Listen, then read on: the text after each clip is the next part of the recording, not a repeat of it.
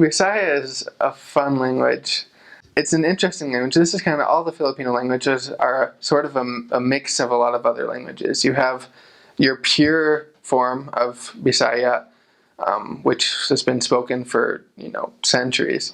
But then the Spanish, they lived in the Philippines. They had they were over the Philippines, I guess, for 300 years or so. So there's a lot of Spanish influence. And then in recent years, there's been a lot of English influence. So if you're speaking fluent Bisaya, chances are you're going to be throwing in some random Spanish and English. And you kind of don't even notice that you do it, but you do. So it's funny, like you'll go to a testimony meeting and people will be like, "Nasayu dud ko nga, the church is true. Ug nga, Joseph Smith nga, tinood siya nga prophet." Things like that. The further you get out of the city, the less English they'll mix into it. But you can be totally fluent and be speaking a lot of just random English. So it's really fun. Another fun thing is there are rules, but they're kind of loose rules, I guess. Bisaya is not a written language originally. It was just a spoken language passed on by mouth. So with that, the way to speak Bisaya the best is to speak it how people understand it. There are grammar rules and it's important to learn, but when you're actually speaking it, you kind of just are speaking to get your point across. And so you'll get there at first and you'll be like, why are they saying this? Again, this isn't the rule I learned in the MTC. It makes no sense. And then you kind of realize, like, you just speak, they just kind of speak. It's hard to explain. So it's really difficult for people to really get fluent in the language because it's kind of a street language in the sense that it's spoken word language. They're trying to get more rules, get more grammar, so and that's kind of been recent. But in general, you just break rules all the time. I mean, I guess technically if you're pure Bisaya, you're going to be doing very good, but generally you just want to communicate. It's a very hard language also, kind of like if I'm speaking to someone, be like, "Aska badong Brad, nga naman nagbuhat ka ana diha." It's like very kind of hard, not a whole lot of, soft, like, it's just very direct. So if you're walking around, you'll just hear, it sounds sometimes like people are shouting at you, like everyone's angry, but it's really just how you pronounce, how you speak the language. Everyone should speak it. It's fun. So you have the accent, and then also you usually are saying things in weird ways that people just don't really say them. So, for example, if you were saying, I am going to go to the store to buy food. If you were a new person, you go slow, you'd probably say it like, "Ako mag-ato sa store sa pagpalit sa pagkaon." Kind of like that. And if, you were in the mission, you'd say, "Muatas ako sa store kay palito na ako ang pagkaon karon." Same thing, kind of, but just totally different. Sounds different, and it just, you kind of have to get the feel of how they speak. So it's kind of different. Americans usually have a weird drawl to their Cebuano at first, like you speak softer, it's hard to get the hard stops and everything, and then just learning to say it how they say it. If you're just saying "let's eat," simple phrase, "let's eat," you'd say "magkaon na kita." If you were a new missionary, "magkaon na kita." But if you're been there a little bit, you'd say "kaunta." Kaunta. That's it. And so it's the same thing, but it's just how you say it if you had a little bit more experience. If you're trying to learn Bisaya, it's tough to sound like a fluent Cebuano speaker because it's just a very different language. Really try to listen. It's easy once you start understanding to just not really pay attention to how they're saying it, but just what's being said. If you really pay attention to how people are speaking to you and how they're saying certain things, you can pick up on a lot of things and you learn the language so much better. I was blessed, I was lucky because my first 8 companions were all from the Philippines, and like 6 of them were pure Bisaya speakers. So almost all of my companions spoke that language as their native language, which helped me a lot, just listening to how they said stuff and copying them. So always listen. I guess my advice, it's easy to just kind of zone out and not really pay attention. Just pay attention to how they're saying things and try to copy it. Cebuano, Tagalog, different. Very different. They have some similarities, like pronouns are the same, and to an American listening to them, you couldn't really tell the difference. But after a week in Cebu, you can tell the difference. And it's really, the biggest difference is Cebuano speak so aggressively, like, I don't know, like I don't know, in Tagalog would be like, hindi ko alam, or something like that. Just like kind of flows, hindi ko alam. And then in Cebuano it would be like, wako kaibaw, or something like that. They cut off so many words. And so, like, for example, if you want to say, like, there's no more rain, you would say, the correct Cebuano term is wala na'y ulan. And in Cebu, they cut it up and they say, wat na'y uwan. And so, transferring from island to island, it's kind of hard to get used to. But you just adapt to the different accents on different islands. And they use different words on different islands in the Visayas, but it's understandable. So yeah.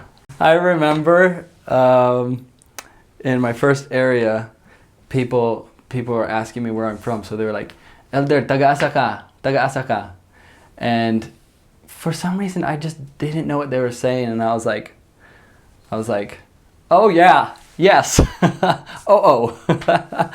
And they were like, no, where are you from? And I was like, yes, you're right, yeah. And they were like, no, you don't understand. We're asking you, where are you from? And I was like, oh, yes, I'm in the Philippines. And and I just like, I missed every single cue. And they were like, then they had to like break it down. They're like, taga-asa ka. And I was like, oh, taga America. So yeah, so when people are new to the language, or just when Americans speak Cebuano, they have an American accent, and in the Philippines they call that slang, and it's like the most offensive thing to say. It'd be called like slang because it's like you don't know the language, but the a slang would sound like this. Ako di ay si Elder Mahaffey ug gikan ko sa States. Wait, that's like probably too much. They'll be like, mga misyonaryo kami sa simbahan ug ganahan mi magtudlo sa inyo kabahin sa ebanghelyo, or something like that. But like in Bisaya, they'd be like, mga misyonaryo kami sa simbahan ug ganahan mi magtudlo sa inyo kabahin sa ebanghelyo, or something like that. I just got really serious. I think the funniest language mistake, my companion won't let me forget it. We went outside, we were saying a prayer before we went out to work. And so I was saying the prayer, and I'm always trying to like use the Tagalog that I know, just doing my best. But the two words I mixed up was puso, which means heart, and pusa, which means cat. So I prayed, and I asked God to help me. To help me understand the cats of the people, because I mixed up the two words, and she tried to hold it together, but she couldn't. We laugh about that still, but it's okay. I mean, language mistakes happen, so everyone has them. So it's a lot like Tagalog, like there's a lot of the same words. There's a lot of Spanish words too, which was helpful. But yeah, it's completely different from English. Like the way that they make sounds and the way that you position your mouth is just really, really different. And I guess it's really hard for people to like Filipinos, when they learn English, if they're Cebuano speaking, they have a really hard time learning English just because like the sounds are really different. But yeah, it's just like any other foreign language. The hard part was it wasn't written, and so there wasn't like a book in the MTC that was officially created. It was like the MTC teachers wrote the books, and so I really didn't, like, it was hard because it was only spoken, and you didn't really know there wasn't set rules about what to say or how to say it. I mean, there's grammar rules, obviously, but it was just different from what I was expecting. I was expecting like a written language and more knowledge about it, I guess. I don't know. So for me, luckily it was just me and my companion, but we were talking at night and we were both really tired, and I was saying like, oh, we need to text our kuyog, which is like the person that comes with you to help you with the work, like members. But I said kugmo instead, which means booger. And my companion just thought it was the funniest thing and retold that story over and over and over again to everybody. It was really funny though. It was a really funny mistake. I heard of others though. There was an elder that was saying the first vision, and instead of saying kahayag, which is light, he said kasag, which is crab. And anyway, it was really funny. There's lots of those interesting mistakes. You just kind of learn to laugh at yourself and be like, oh yeah, I did that, but it's all good now. In the Philippines, there's a lot of different languages. All the Filipinos know English, or they like to think they know English. They'll try and speak it to you and whatnot. But the main language is Tagalog, which was in my mission. And all the Filipinos pretty much know Tagalog. It's like the basic language, as if you're here in the United States and English was the main language. They did have, however, a lot of different dialects. So they had like Cebuano, Bisaya, Ilocano, Ilonggo, Waray-Waray. It just depends where you served. So you could literally go an hour from my area and you are in a completely different speaking area. But for the most part, we always just spoke Tagalog. I learned a little bit of the other dialects on my mission just because we'd have investigators or members that were like, sister, you want to learn some Ilocano? I'm like, yeah, of course. I had some sisters on my mission actually, though. They taught investigators that only knew Bisaya or Ilocano or the other dialects that they had. And so thankfully that's where the Filipinos come in handy, because then you'll have a companion that's actually fluent in that. And then some of my old companions, they actually would pick up on it because they would teach whole lessons in the different dialects with their companion. And so they'd learn that during language study, which our president was totally fine with, because he was like, as long as you're getting through to them, I mean, you have to teach them in their own language. So the Tagalog language is pretty interesting. It's been influenced a lot by Spanish and also English. So they used to have their own ancient writing style, but you won't find anyone anymore that uses it. They just use, the same characters that we use in our alphabet. Like I said, a couple hundred years ago, they were taken over by the Spanish. So there's a lot of Spanish influence in the language. Just one example, to say, how are you in the Philippines? You say kumusta, which just comes from, como está in Spanish. So there are a lot of words that will come from Spanish. They use Spanish numbers a lot of the time, even though they still have their own, Tagalog numbers. And then there's even words that, really come from English. For example, to say you miss someone, you say na me miss. So it still has the word miss in it. They just, I guess like Tagalog-ize it to make it work for their language. So it's constantly changing. Even if you just move from one area to another, sometimes they'll use, like their Tagalog will be more deep than in other areas. Words will change, and you'll just have to learn the lingo of the area, I guess. A nice thing about the Tagalog language is that vowel sounds don't change. So it's kind of a pain learning English when all the, vowels can make multiple sounds, but it's not like that in Tagalog, so it's a little easier. I definitely made a few language mistakes. One of the biggest ones I made, it wasn't because I was new or didn't know the language, it's just because I just slip of the tongue, I guess. I was trying to tell a guy he looked young, and the word for young is bata, and instead I said the word baka, which is cow. So I told him he looked like a cow. So that's probably my worst one. Probably the biggest thing I would advise people to do as they're trying to learn the Tagalog language is just do it correctly. A lot of times when you're a new missionary, you really try to just do it as fast as possible so you don't look weird. But it's better just to learn the grammar correctly and then work on speed and pronunciation. When I was in the MTC, it would probably take me a minute to even form one sentence. You know, I would say one word, and then I would pause for 20 seconds until I could think of exactly what the next word was supposed to be and how it was supposed to be conjugated. And then I would say it, and then wait and think of the next one. I would just make sure my sentences were correct.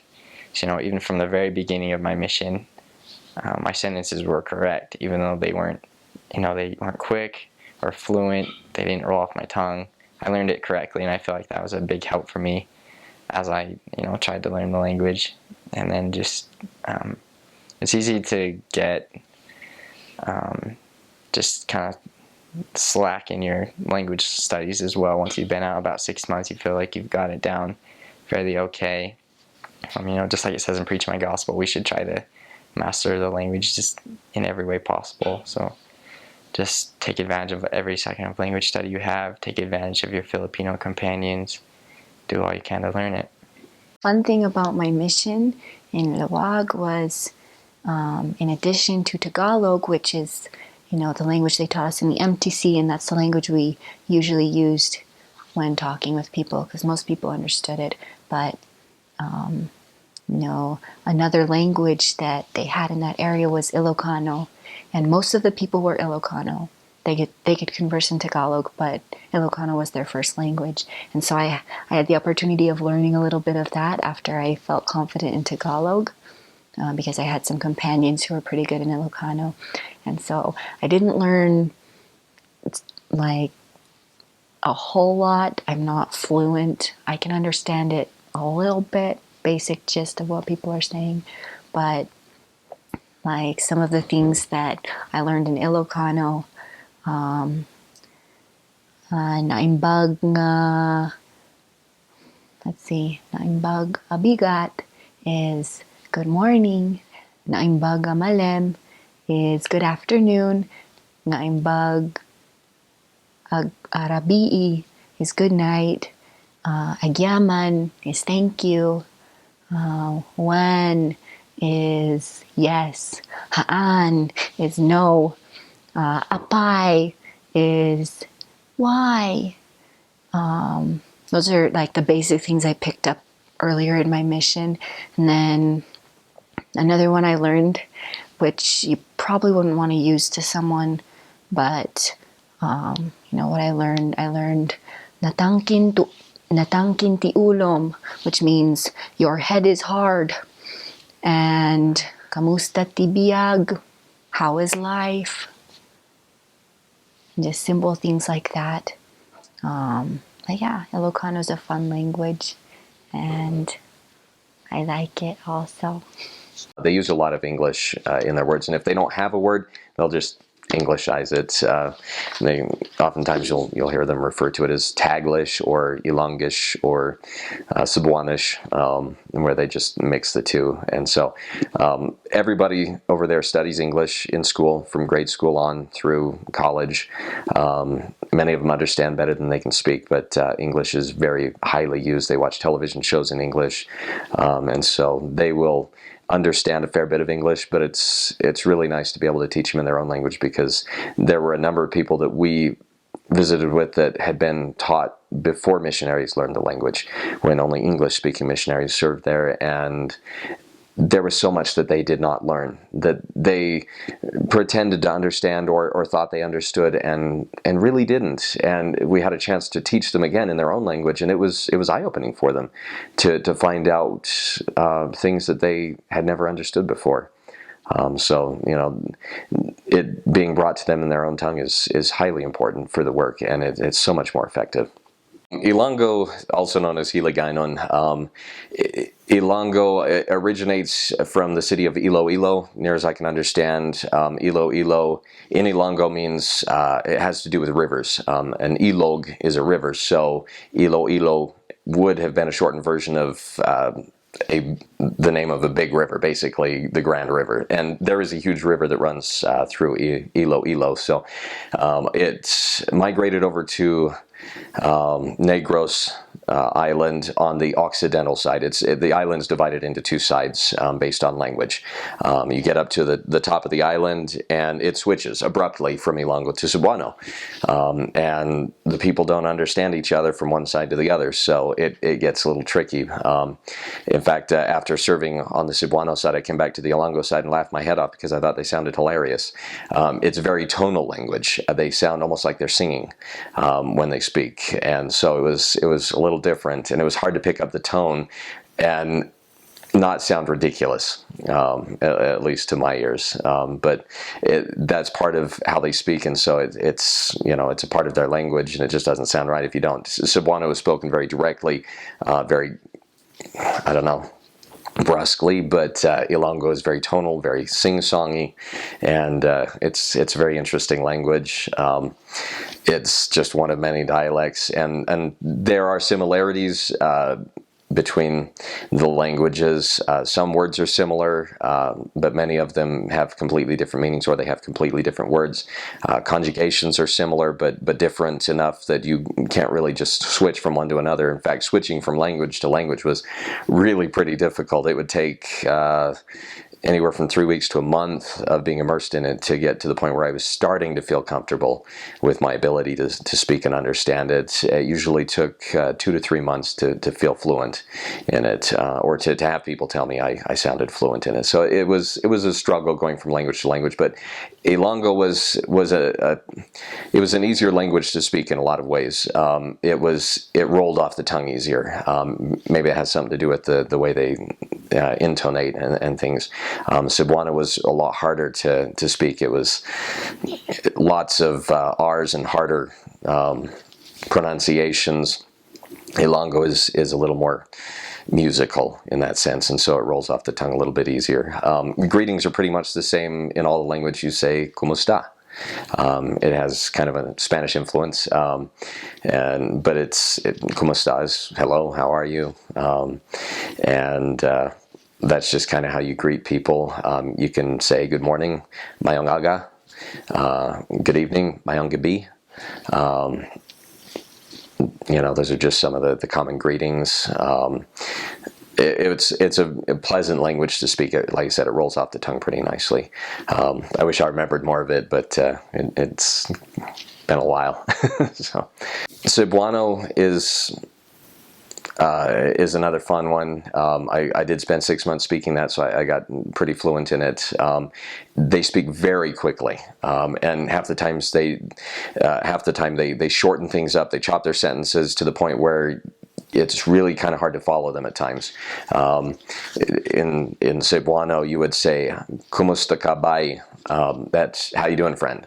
But they would say "Mustabay," and they would just chop it off like that. Half the time people wouldn't complete sentences, and so it was really hard to follow where their train of thought was going, and they speak really, really fast. Ilonggos take their time, they're slow, they're sing-songy, so it was really easy to follow along with them.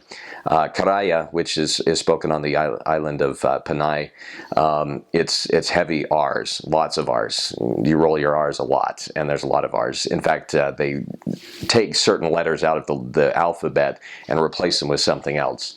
And then Aklanon, which is one I didn't get to learn, thank goodness. You have to speak as though you have no tongue. Everybody's favorite phrase in Aklanon was "Ro angwang naga-ogo-og siya ogo-ogan." That means the carabao is rolling in the mud. So that was one I'm really glad I didn't have to learn. It usually took people 6 to 8 months just to become familiar with enough that they felt comfortable speaking it. So if you went to Aklan, you were there for a long time, and it was very difficult to learn. Ilonggo was not that hard. Cebuano was not that hard. The Karaya that I did pick up was not all that difficult. Capiznon is very similar to Ilonggo. They have some different words and something. It's different enough that it's considered its own dialect, but it's fairly similar. And then one area I served in had a mix of Karaya, Ilonggo, Capiznon, Aklanon, and Tagalog, and some Cebuano in there as well. So it was a very difficult area, I felt like I was a brand new missionary. I'd been out for over a year when I arrived in that area, and I couldn't understand anybody because they would use bits and pieces from every one of those languages in a single sentence. Their conjugations, their words, everything was just a mishmash of everything. And it was really hard to understand those people. And I spent about 6 months there and finally got the hang of it, but it was tricky. So going from place to place, even town to town, they will change words. Words will have different meanings. It's really hard to understand people from place to place because you'll think you know what they're saying, and it turns out it's not. And you have to be careful because some of the words mean something just fine in one and something incredibly vulgar in the other. So, it brought its own set of challenges. Tagalog is the national language, and that in English. English is the language of business and government. Tagalog is the national language for pretty much everything else. So it's not quite as sing-songy. It's repetitive. The conjugations are highly repeated, and that's one thing I struggled with because it was just tongue-tying to try and speak it for me, because in Ilonggo and Cebuano, conjugations are single syllable, where in Tagalog they'll duplicate it several times and it changes the meaning. And so for me, Tagalog was a very difficult language to learn, understanding wise, and very difficult to speak. I got to the point where I could understand fairly well, but speaking it was a whole different matter. It's a much more broad language. You can say a whole lot more because of those conjugations and what they've done with it. It's a much more broad language, but it's very different from the languages I learned. As far as the languages go, I'd say the hardest thing and the thing that most missionaries neglected was learning the conjugations. I knew missionaries that had huge vocabularies. They knew the word for having peanut butter stuck to the roof of your mouth. They actually had a word for that. But they couldn't conjugate properly, and it's incredibly confusing to the point where, you'd be bearing your testimony or teaching about the first vision, and instead of saying that God the Father and Jesus Christ appeared to Joseph Smith, you'd say that Joseph Smith appeared to God the Father and Jesus Christ and told them, and he was giving commandments and stuff. And, if you're not careful, you can teach false doctrine. So, the one thing that I found was the conjugations are the biggest roadblock and the most important thing in learning the language. You can get by in vocabulary, but if you don't know how to put the structure of the sentence together, because it doesn't flow like English, then you're going to sound very poor.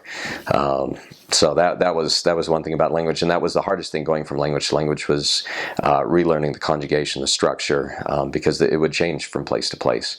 Vocabulary, that's not that hard to pick up. So learning the language was a matter of practice. In my first area, I was very hesitant to speak. They love to make fun of you. They're very blunt people. They'll tell you to your face that you're terrible, that you don't know what you're doing, that you're fat, that you're ugly. They will tell you whatever they feel or see. And they will laugh at you if you get it wrong. And it's a little daunting when you're a brand new missionary to have people making fun of you while you're trying to speak the language. So I was a little hesitant to venture out and say much until I had an investigator chastise me for my lack of willingness to try. And she darn near quoted scripture in saying that I needed to open my mouth, and that if I did, the Lord would bless me with what to say. Here I was being schooled by an investigator, somebody I was supposed to be teaching.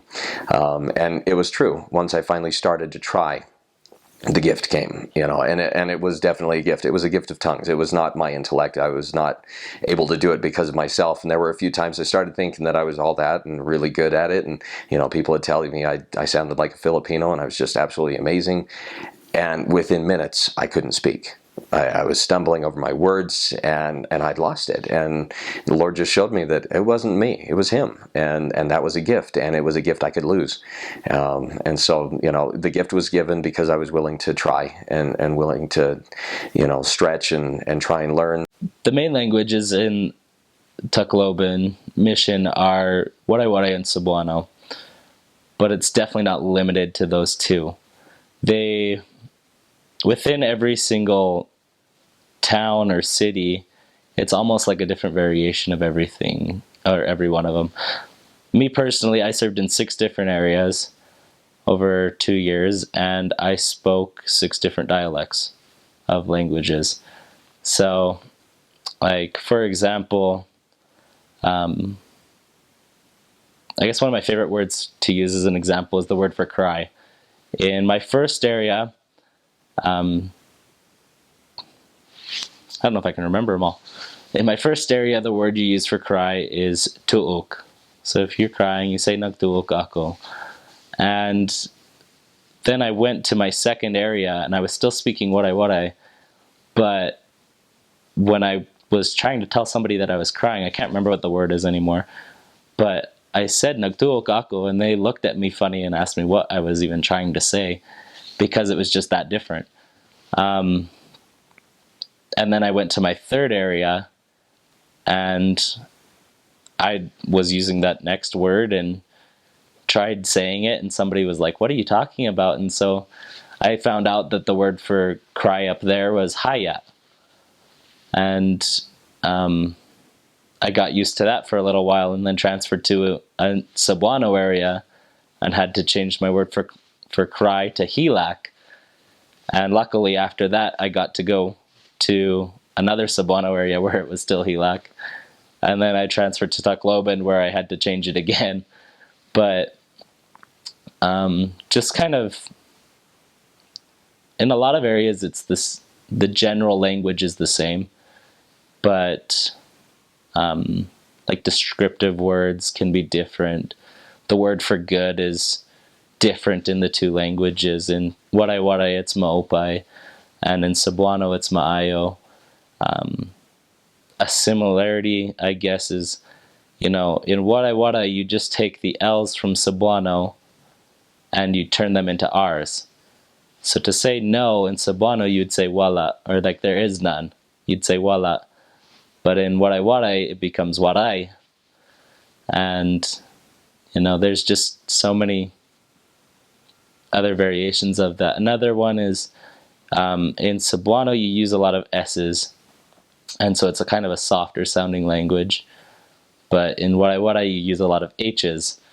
So it becomes a little bit more harsh and, just a little bit of a stronger language. There's also a little bit of an accent that goes with it. You almost have to, you have, what are they called? Voice inflections in Waray-Waray, where it almost sounds like you're singing it a little bit. Whereas in Cebuano, you just speak it smooth. But they're pretty similar overall, I'd say. Like, after going from Waray-Waray H, I served in for 2 areas over 9 months. And then I got transferred to an area that actually speaks Waray-Waray S. So they use the S's like in Cebuano rather than the H's. And it's almost its own crazy language, apart from Waray-Waray H and from Cebuano. But when I finally transferred after being in Waray-Waray areas for 15 months in total, I transferred to a Cebuano area and was able to pick it up within 2 weeks, I'd say. They're just that similar that, once you learn a few words, it's just kind of nice and easy to learn the other one if you can get the sounds right. But then, after being in Cebuano for 3 months, I transferred to an area that spoke Cebuano J. So in Cebuano J, it's kind of funny because you change the Y's to J's. So when you say maayo, or good, in Cebuano it becomes maajo.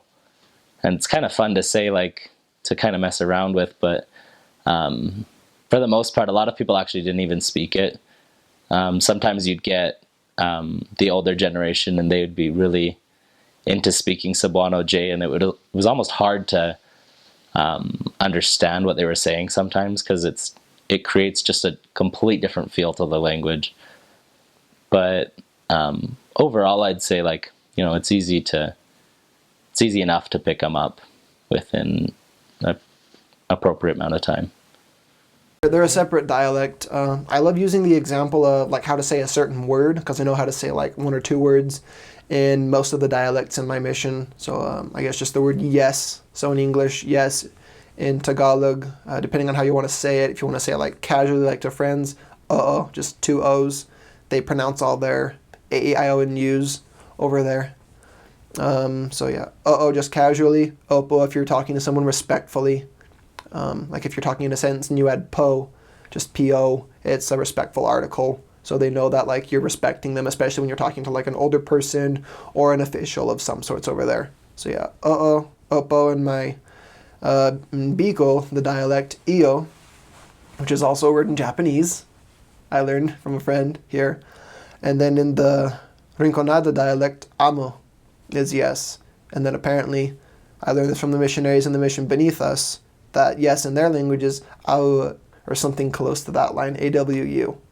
So the languages over there vary where you serve. If you're in the Naga mission, you'll be speaking Tagalog, Bicol, and Rinconada. But if you get assigned in the center of the country, like in Cebu, you'll speak Cebuano, Visayas, or you've got Waray-Waray, Maranao, Ilocano, Kapampangan, Benguete, I think, is another one. There's 70 plus dialects over there. There's a lot of different ways to communicate with people, but it's really fun. Waray is pretty much just exclusive to our areas. In the Philippines, I think there are over 100 different dialects, and I feel like constantly there are always new dialects being made. You know, people make their own languages and somehow get accepted. So Waray-Waray, for example, the word for happy is, or the word for good is maupay, whereas in Cebuano the word for good is maayo. In Tagalog the word for good is mabuti. So you always have to be on your feet, which one to use, which one to remember. Whichever language you speak, most people will, for the most part, understand. So whether you're in a Waray area speaking Cebuano or Tagalog, people can somewhat put together what you're trying to say. Or if they don't understand, they will pretend like they know what you're saying.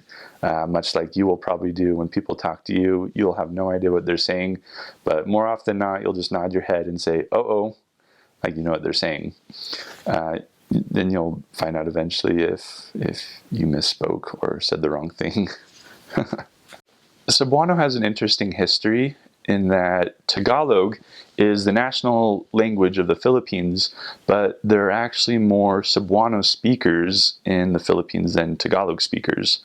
So in the Philippines, Cebuano is spoken primarily in two of the areas. I guess I should say Philippines is split up into three main areas: Luzon, the Visayas, and Mindanao, which is down south.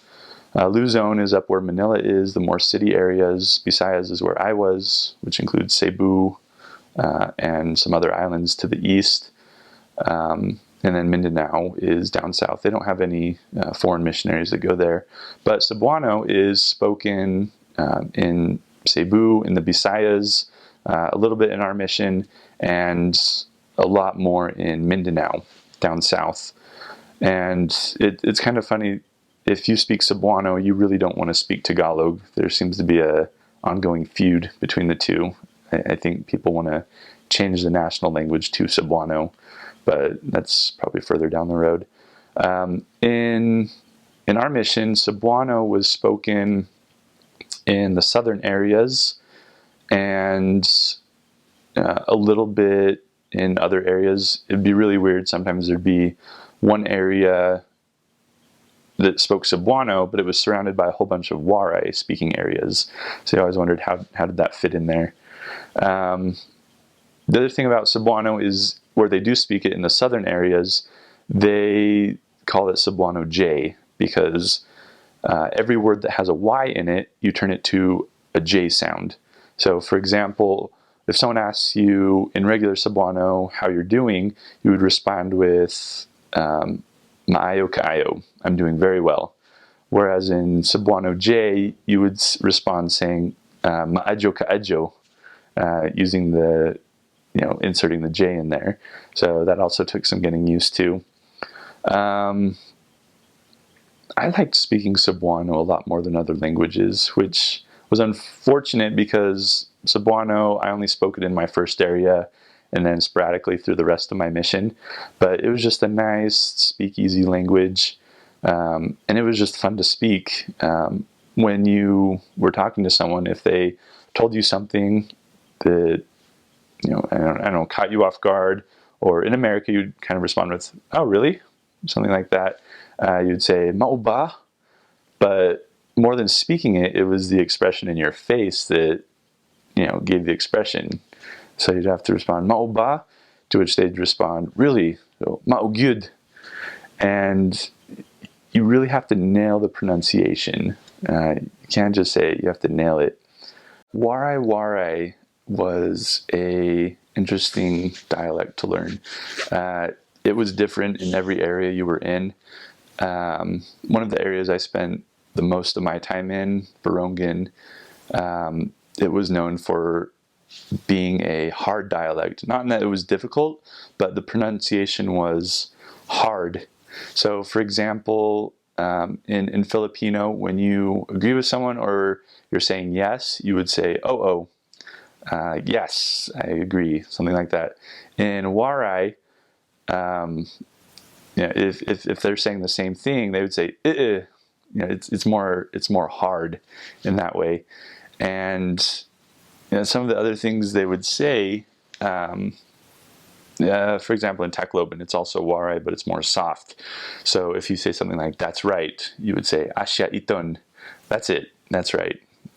It's kind of hard to translate into English, But up in Borongan, they shortcut everything. They use it more hard. So you would say "asya it," with the hard edge in your voice. When I first got to the area and started learning Waray in Tacloban, I had come from learning Cebuano, what we were taught in the MTC. So I went to the supermarket and eggs, you're going to eat a lot of eggs there. And in Cebuano, the word for egg is itlog. But in Waray, the word for egg is bunay. I did not know that. And so when I go to the supermarket and ask for eggs, I ask the person, "Naa moy itlog?" Do you have eggs? I didn't know, however, that itlog was the word for testicle in Waray. And so that made for an awkward exchange, and my companion let me know the error of my ways soon after. So bunay was one of the first words I quickly learned in Waray-Waray. The way that I would suggest to learning Waray, the most effective way, because they don't have dictionaries specifically for Waray just because it's so different. But the best way you can learn it is take a small notepad and just write down words that you hear every day. You're going to hear so many words that you don't know what they mean, and people appreciate when you ask, "Oh, hold on, what was that word you just said?" And you write it down, and honestly, I retained a lot of those words that I wrote down because you're actively learning them, you're writing them down, you see it, you write it, and they just stick with you. That's one of the most effective ways I would say to learn it. And it's interesting, over your mission, if you go to different areas that speak Waray, you'll come up with, five different words that mean the same thing. I think there were 4 or 5 different words for cry, just in different areas. So it was really interesting to see. If you took Spanish in high school, it helps because a lot of the words are the same. Like, for example, whenever they count, they have their own numbers that they use. They also use Spanish numbers, and they use English numbers. So if you know any of those 3 systems, you can get by on numbers. I mean, technically they have different ways they use different numbers, but if you're a foreigner, it doesn't really matter. They'll just be happy that you're trying.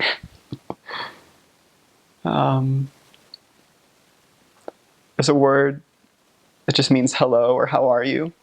It's very much like the Spanish words como está, but they kind of just squished it. Now it's kumusta. That's something that I would say, basically say it to everyone that you try to talk to. It's just a great way to try to greet someone. How are you? And then it kind of gets the conversation going. So that was something that I found interesting. So the Spanish I took in high school actually helped. A lot of the religious words are the same, just because the Spanish came in and conquered the Philippines like 500 years ago, and then ruled over them as a colony for 400 years. So they kind of forced their religion on them. So you figure out pretty fast that almost all Filipinos are Catholic because of the Spanish. And it's funny because they are right up until they actually read the Bible. Then they become Protestant of some denomination or another. And there's actually a lot of Christian churches there. And it's, as far as I know, the only country in Asia that is pretty much all Christian. Which is really nice, because whenever you say Christ, people actually know who you're talking about, at least in some form or another. And it leads really well into the conversations. It leads into them actually liking missionaries. They really do like missionaries there. The way I like to think about it is, you have like Tagalog on one end, and then Cebuano on the other, and then like Hiligaynon's in the middle between those two. It's not completely accurate, but that's how I like to view it, because it has a good mix of both, like Tagalog words, it has Cebuano words, but it's its own language, definitely. They speak it in Iloilo and Negros. They speak it in a few other places like Guimaras, just a few other places, but it's mostly in that central region around Iloilo, around Negros.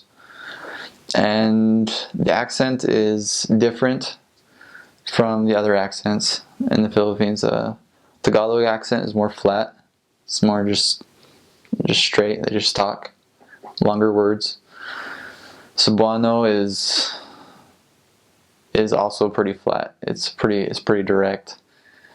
Tagalog is like direct, stop, and then like Hiligaynon is more fluid. Like it has an interesting tone. Like it's just like almost like they're singing.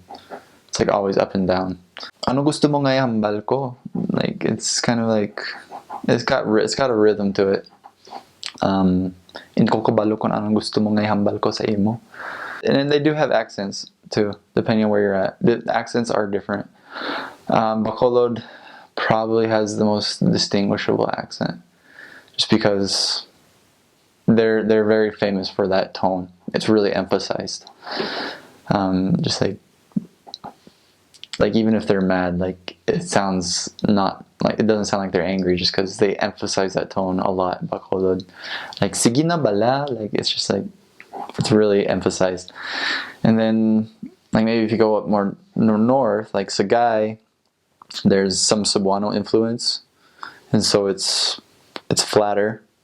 There's still some of that rhythm, some of that fluctuation in your tone, but it's a little bit flatter, more like hard, I guess. They use different words too, depending on where you're at. Like they'll change up the words slightly. I found tapi. That's probably where they use like the deepest language, like not the most common words. Bacolod, I heard more like English words that they'd throw in. They use a lot of English words that they just throw in and conjugate in Filipino. So that's pretty common. Learning the language, you just got to start out saying what you know. Like I remember my first transfer. My first transfer, I was with an American companion, which probably didn't help me learn the language, because we talked in English a lot, like, which obviously is not how you learn a language, by talking in your own language. So that was a problem, my first transfer, but it was just me repeating a lot of the same things I knew over and over again, and always trying to figure out new words, just asking people. Like you just walk down the street and say hi. Just like, if it's morning, say good morning, like mayong aga. If it's afternoon, mayong hapon. If it's nighttime, mayong gabi. And you just always got to be talking. After my first companion, which was one transfer, all of my companions are Filipino. I didn't have another American companion. And so that helped me a lot with the language. I never spoke English after my first transfer. Grammar, you can't think in direct translations. That's probably the best advice. Because it just won't work. You have to think like a Filipino thinks, and you have to think how they talk. Like, it won't work translating it directly across. The common format for Hiligaynon is called VAOL, verb, actor, object, location. So you'll usually start with a verb, like let's say running. Magdalagan is the verb, conjugate it however you want, and then the actor. So like if it's me, magdalagan ako, ako is me. And then an object, well, there's not really an object in that sentence, but then like follow up with location, sa market or wherever. Those are the three things that you have to learn as far as grammar. Is ang, sang, and sa. Because it's not the same in English where you have like articles and things like that. Ang, sang, and sa. So like the ang just marks like the emphasis, where the emphasis is at in the sentence. Sang is like the object or the non-emphasis, and then sa is location focus, just like it just shows where location is. It's very straightforward language. They have a word called bala, which is like a verbal question mark. So you know when you're asking a question, you can ask questions with the tone, but it's not the same as English. They actually have a word that says they're saying a question to distinguish between a question and like an actual like statement. One thing that helped me a lot partway through my mission, the biggest change I saw was when I recorded myself. Like I was having issues with my accent, some things like that. Recording myself and then listening to it over again was really big, because it sounds different. You can hear what you actually sound like when you speak that language. So I do recommend recording yourself, listening to it over again, and trying to make it sound as close to the way that people talk as you can. Language study, I didn't do a lot of memorization. Just talk to your companion in the language, reading scriptures in the language out loud. Always talk out loud. Two really big things to remember, and you probably will learn this at the MTC, but for the most part, the pronunciation is very akin to Spanish. Especially with the vowels, you have a, e, I, o, u. With Hawaiian, it's similar to Hawaiian and other like Pacific Ocean island languages in the fact that if there are two vowels right after each other, you're going to pronounce both of them. Like ma'ayo, ka'ayo, that kind of stuff. But the biggest thing that helped me myself to learn the language was, aside from talking to people, was I read the Book of Mormon in Cebuano out loud from the beginning to the end. And doing that, depending on how long, like your intervals of doing it, how long you do it in one sitting, can actually tire you out. Your throat kind of gets a little sore because it's very different, the way that it's pronounced and the way that the language is used. But doing it helps you out, it strengthens you, you learn vocabulary, you learn the way that they form their sentences, which is great to understand because it's a very different sentence format than we'd have in America with their English, or even with Spanish, or even with Tagalog. The other thing was thinking in the language. So it's very difficult. My trainer was Filipino, my follow-up trainer was Filipino. I didn't have an American as a companion until 4.5 months after I was in the Philippines. So I started just trying to think in the language. And even if you start off with horrible thoughts, like I'm hungry, or I'm tired, or even no, and yes, and that's all, it helps you with fluency, it helps you with the speed of your language, which is something when you're trying to keep up with someone else who talks a lot in Cebuano, like natives, because they talk a lot and they talk fast sometimes depending on the person. But it's just so much more effective in helping you to quickly learn the language than thinking of it in English, translating it in your head, and then trying to say it in the language. Because a lot of times when you're doing that, you're doing it word by word, so it comes out wrong. As opposed to you can even do this too, if you think of it in English, your overall message, then try to translate that. But I think personally it's more effective to just try to think in Cebuano. You're going to start off small with very few or very short thoughts, but as you build on that, it grows, and then you don't even have to think. It's just there's a definite distinction and difference in your mind between English and Cebuano, and you can just switch between the two whenever you need to, and then you can just go off in the language. You don't even really need to think about it. So yeah, the pronunciation is like Spanish, remember that. The emphasis, in Spanish they have accents that they put on different letters depending on the word. The emphasis in Cebuano is always going to be, let me remember, on the second to last syllable. The vowel of the second to last syllable. So if you have a word like kaayo, the emphasis is on the I, or the second syllable. So you say kaayo. If you change that word to kaayohan, the emphasis changes to the O, kaayohan. And it's the biggest thing that helps you with is just whenever you're learning new words, especially while you're reading, where to emphasize. And there are some exceptions to that rule, because there are like the same word pronounced differently means different things. But for the most part, that's how you're going to understand like a new word, how to pronounce it, if you're reading it. And the last thing would just be, you're probably going to learn this in the MTC too. You can practice it beforehand if you want to, but there's a letter in the Cebuano alphabet. NG is one letter. And it's very